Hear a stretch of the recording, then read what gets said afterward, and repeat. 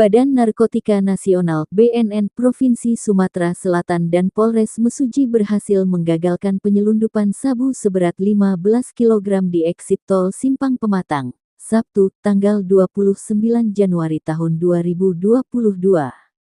Melansir Tribun Lampung, adapun penyelundupan narkotika di Mesuji itu jika dirupiahkan nilainya mencapai 15 miliar rupiah. Kini barang bukti tersebut telah diamankan oleh pihak kepolisian yang selanjutnya akan dibawa BNN Sumsel.